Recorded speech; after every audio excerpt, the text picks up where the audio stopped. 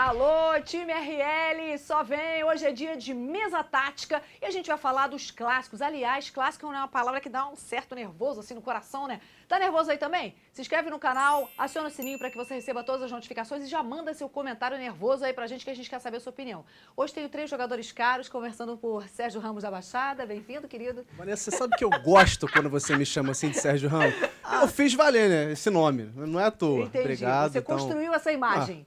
Não é diferente, não pode ser diferente, né? Sempre bom estar aqui para poder falar de futebol de Campeonato Carioca com vocês, com esses craques aqui na mesa. Esses caras são muito pitbull, Raquel. A gente já olha meio assim desconfiado. Entendeu? Pois Será é, que joga né? tanto assim como ele tá falando? Não Cão, sei. aquele velho ditado, cão que ladra, não morde. Mas e aí, qual vai ser, Pitbull? Vai ficar nessa, vai ficar só no... Vou ter que Esse Pitbull é Eu LS? vou ter que convidar vocês para me acompanhar dando tapa. Aí, É, a gente Patrick, vai, aí. a onda ele Aceitou? sabe tirar. Agora, o futebol mesmo a gente vai ver ainda, né? Não estamos devendo. É, cara de mal ele sabe fazer, né? Sabe assustar os zagueiros. Quero ver se consegue manter essa cara de mal na pelada que a gente vai jogar daqui a pouco. Olha aqui, vamos começar falando do Vasco. Então, a gente rememora o jogo passado e a gente fala do próximo jogo. O que vocês acham? Pode ser? Beleza, perfeito. Eu não sou vascaína, como vocês sabem, mas a Vanessa Rich é vascaína, de carteirinha. E, Vanessa, te dizer, pra mim o Vasco merecia ter ganho esse jogo. O Vasco O primeiro ganhou... tempo foi muito... Eles pressionaram demais, Foi, estavam muito foi. presentes ali. E o segundo tempo não revelou muito o que foi o desempenho do Vasco. Parece que o Barbieri acertou o formato, né, do Vasco agora. Não sei se o resto da galera concorda, mas, por exemplo, o Pedro Raul ficou muito livre ali na frente. E o Peck tá jogando horrores, o Peck tá muito bem, tá nos melhores momentos dele no Vasco. O Puma também ajudando bastante pela lateral. Agora, o Jair fez falta no meio de campo do Vasco, sim, eu vejo por causa do sistema de marcação. Mas, por exemplo, o Barros entrou muito bem. Não é como o Jair, mas ele tá lá no esquema dele. E o Nenê também, né? Por conta de idade, enfim, não pôde jogar o tempo todo. Mas se o Vasco tivesse o Nenê 100%, acho que o Vasco teria levado. Agora, e os gols do Cano? Eu achei interessante porque assim, o treinador demorou para liberar a escalação. A gente normalmente coloca 1 hora antes, mas a gente já recebe essa escalação bem antes. E assim, deu 1 hora, 50 minutos, nada da escalação. Eu falei, o que ele vai fazer? E a gente ficou um pouco surpreso. Eu acho que o torcedor vascaíno ele teve a seguinte impressão. Gostei do que eu vi, o resultado não veio, mas essas mudanças que o treinador fez no time funcionaram, Patrick. Sim, funcionaram bem. O Vasco foi muito agressivo no jogo, pressionou o Fluminense, principalmente no primeiro tempo, mas não contava, né, com a objetividade e assertividade de Germancano, que o segundo gol dele, aquele golaço do meio de campo, poucas vezes você 3 chutes a gol, 2 gols. Em 2 jogos ele assumiu a vice-liderança da artilharia do Eu tenho Campeonato Carioca. uma dor no coração de ter perdido o Cano. Eu não podia ter perdido aquele jogador, mas agora vai fazer o quê, O né? torcedor vascaíno, eu até brinquei com alguns, que eu já estive em São Januário algumas vezes para fazer cobertura, brincando com alguns torcedores do Vasco, e o pessoal sente muita falta do Germancano, sim. Mas Vanessa. olha que coisa interessante, né? Um jogo que você tinha de um lado um jogador como o Nenê que jogou pelo Fluminense e do outro o Cano que jogou pelo Vasco. Faz parte do Exatamente. futebol, né? Que Pois jeito. é, né? É o futebol, é aquela coisa do profissional, né? Agora, o mais interessante é porque o Cano também pode, digamos, fazer com que as finanças do Vasco entrem pelo Cano, né? Porque o Cano acionou judicialmente o Muito Vasco boa essa, muito boa e essa. pediu R$900 mil retroativos. Mas o 77 paga, né? Agora Vamos o Vasco tá rico. acompanhar Então, essa aí, novela aí. Vamos acompanhar, Vamos mas acompanhar. isso pode prejudicar futuras contratações pro Vasco. Isso é problemático. Agora a gente tem que olhar pra frente, né? Tem um próximo jogo agora, outro clássico contra o Botafogo. Uma sequência, gente. O torcedor, se ele sobreviver aos 2 clássicos, tá bonito, né? E tem uma curiosidade aí desse jogo do Vasco e Botafogo, que a gente vai até colocar aqui na tela rapidinho, porque nesse jogo do Vasco e Botafogo, alguns jogadores não poderão ser escalados, porque eram jogadores que não estavam inscritos ainda quando o Vasco estava jogando na 3ª rodada. Então, por exemplo, o gol do Vasco já sofre uma alteração ali. E aí o titular não pode mais ser o Léo, e aí entra o Rolls, que vai ficar como titular nesse jogo. No restante do Vasco, aparentemente, vai ser a mesma coisa. O Nenê ainda não está 100%. Então, eu acredito que o Barbieri vai fazer a mesma escalação do último jogo. O que vocês acham, meninos? Bom, eu queria falar do favoritismo, né, primeiramente, porque Botafogo favorito, né? muita gente fala que clássico não tem favorito, que clássico é clássico, e Não, vice-versa. então uma boa pergunta. Se você tá acompanhando a gente aí, manda aí. Eu quero saber a sua opinião. Você acha que tem clássico, tem favorito? Se inscreve no canal aí, manda a sua sugestão, manda a sua opinião, compartilha aí esse conteúdo. Mas deixa aqui o seu comentário, é importante esse comentário. Diga lá. Então, eu acho que tem favorito sim. Por exemplo, se o Flamengo enfrenta qualquer clube no Rio de Janeiro hoje, o Flamengo é favorito. Não quer dizer que vai ganhar, mas é favorito. E para esse clássico, Vasco e Botafogo, se o Vasco apresentar o futebol que apresentou contra o Fluminense, principalmente no Exato. primeiro tempo, eu acredito que o Vasco é favorito, sim. E a Vanessa citou a questão da sobrevivência do torcedor, mas o Vasco também tem que sobreviver a esses dois clássicos, porque se perder contra o Botafogo fica difícil a classificação, né, para a fase final do Carioca. Então, Pois eu é. acho que em termos de moral também, né? O torcedor, ele pensa nisso. Poxa, eu enfrentei 2 times e aí é a hora que você vê se realmente o time está bem. É a hora da verdade. Quando tem um clássico, é a hora da verdade. Será que vai funcionar? E foi o que a gente disse um pouco antes do jogo contra o Fluminense. Só que esse jogo agora contra o Botafogo, a gente já vem de uma derrota, né, contra o Fluminense. Então, é um jogo que já liga o sinal de alerta para o torcedor. Se o Lucas Perry continua jogando o que tá defendendo ali, vai ficar difícil o Pedro Raul. A não ser que entre o Lionel Peck em ação. Correndo muito. Que ele. fase, hein? Que Ele- Lionel ele tá Peck, demais, olha a né? fase do homem. Não, ele Tá pode ser uma demais, tá grande demais, arma a ser tá demais. utilizado. Não, eu sempre Exato. falo com ele, depois do jogo, eu falo, Gabriel, o que é isso, cara? Um foguete, né? Ele sai correndo, corre pelo time inteiro. Ele Impressionante. tá dele, muito gosto bem, dele. ele tá muito bem. Mas você acha que o Botafogo seria favorito para esse clássico?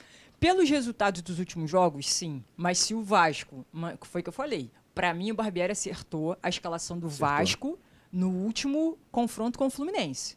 Se o Barbieri mantiver contra o Botafogo e os jogadores mantiverem a pegada, eu acho que o Vasco é favorito. Mas se o Barbieri continuar fazendo experimentos do time do Vasco, eu ainda acho que o Botafogo, pelos resultados que vem apresentando até o momento, o Botafogo é o favorito.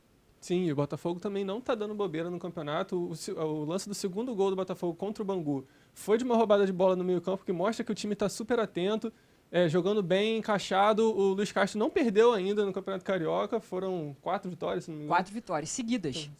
Ele tá muito bem. Outra coisa que a gente tem que se atentar também são os clubes com menor expressão. Por exemplo, Bangu e Volta Redonda. São 2 clubes que também estão brigando pela zona de classificação. Ou seja, corre risco, sim, de algum grande do Rio de Janeiro ficar de fora dessa semifinal. O Bangu que tá fazendo excelente trabalho com o Felipe à frente, né? Desde a temporada passada. Maestro. Mas eu acho que são esses clubes de melhor investimento, eles aproveitam esse campeonato exatamente para isso. Eles, É a eles vitrine. armam o time e montam com esse objetivo. Esse eles dão a vida nesse campeonato.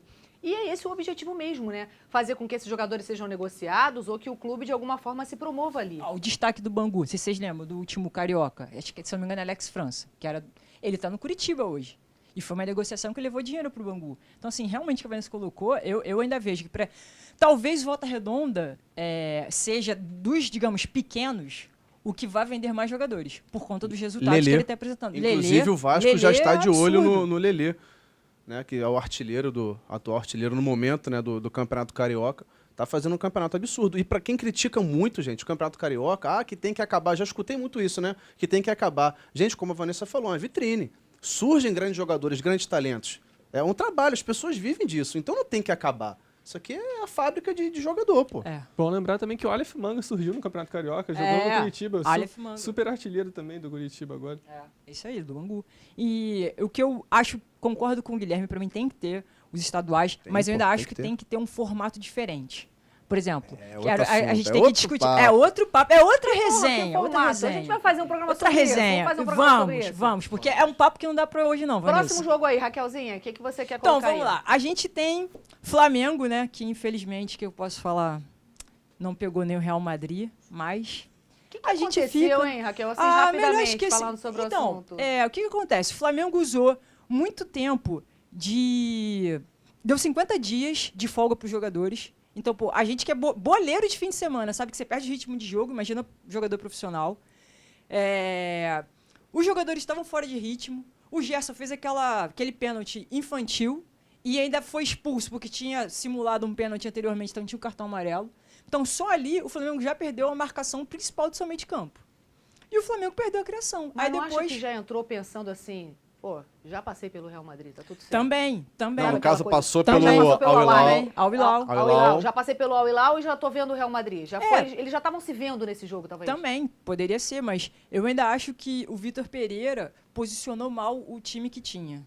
Eu Principalmente. também não acho que o Flamengo tenha entrado com salto alto, não, tá? Mas, de fato, claro, quem sou eu para falar do Vitor Pereira também? Mas eu não teria feito as mudanças que ele fez. A questão física pegou muito, né? O Arrascaeta não estava bem, já desde o ano passado jogou uma Copa do Mundo lesionado. O Everton Ribeiro também não voltou bem das férias. O Gerson também não veio bem da Europa, não está 100% fisicamente. E junta tudo isso a uma nova filosofia de jogo, né? Do Vitor Pereira, que é um técnico completamente diferente do Dorival Júnior. Thiago Maia errando bastante no meio também. E o que a gente pode esperar desse próximo desafio do Flamengo? Então, eu acho que o Flamengo, nesses jogos agora, o que ele vai tentar fazer é tomar o Carioca e mostrar que quem manda no Rio é ele. Isso está muito claro. A questão que pode se colocar agora é essa aqui, principalmente, em que o Vitor Pereira está pensando em tirar o Everton Ribeiro e colocar o Vidal.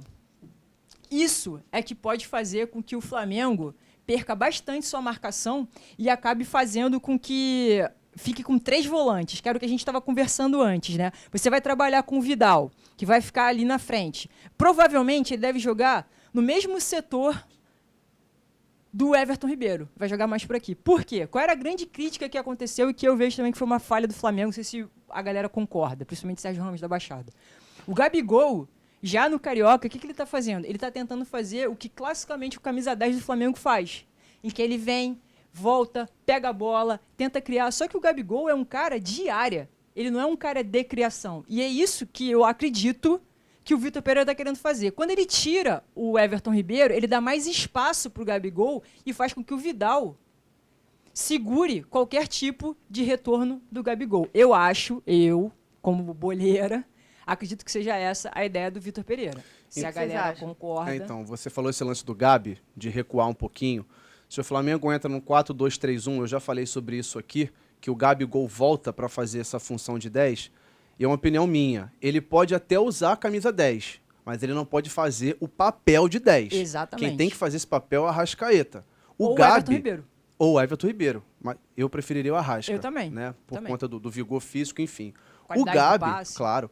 O Gabi é um cara de área, pô. É um jogador de área. Ah, mas tem o Pedro. Tudo bem, são 2 jogadores de área. Eu acho um desperdício. Tudo bem que o Gabi tem feito ótimos jogos e está se mostrando talentosíssimo, mas eu acho um desperdício você ter o Arrascaeta para fazer essa função no meio campo, só que você não usa, você puxa, tira o Gabi da área, perde poder de ataque, então acaba ficando meio prejudicial esse meio campo do Flamengo. O Gabi faz falta no ataque, né, do Flamengo. muito. Se o Flamengo estivesse jogando dessa maneira, né, com o Gabi mais presente na área, junto com o Pedro contra o Al-Ahly, com certeza o resultado teria sido diferente. Claro, o Gerson também não tinha sido expulso. Quem saiu né? favorecido com essa armação hoje é o Pedro. Marcou 4 gols no Mundial, artilheiro. Por quê? Porque esse esquema hoje, com o Gabi voltando, o Pedro está isolado lá na frente. E o Pedro tem qualidade para poder finalizar. Essa que é a questão. E a gente tem que lembrar que o Pedro só ganhou espaço, com todo respeito, porque é craque. Mas porque o Bruno Henrique se machucou. Exato, Né? exato. E era um cara indispensável. É aquilo que a ali. gente fala, da pessoa aproveitar a oportunidade. Você tem momento que estar certo, muito Vanessa. pronto para aquela oportunidade que vai aparecer. Justamente. E falando Isso aí. em Bruno Henrique, o time mágico de 2019 funcionava muito bem porque tinha 2 atacantes ali bem presentes na área. O Bruno Henrique e o Gabriel fazendo a dobradinha deles, trocando bastante passe. Por e isso que o posição. Pedro também era banco. Porque o Gabriel tava e a área era dele. E com o Felipe Luiz também ajudando bastante aqui no setor criativo do lado esquerdo, porque hoje o Felipe Luiz mais é um meia do que um lateral. E aí? E vocês? O que vocês imaginam? O que vocês esperam? Comentem. Vai aí, ó. Já se inscreve no canal, dá aquela força pra gente, manda seu comentário, compartilha esse vídeo. E se você é um jogador caro, vem pro Resenha Load. Eu quero você aqui comentando com a gente, tá bom? Eu espero vocês. Até a próxima.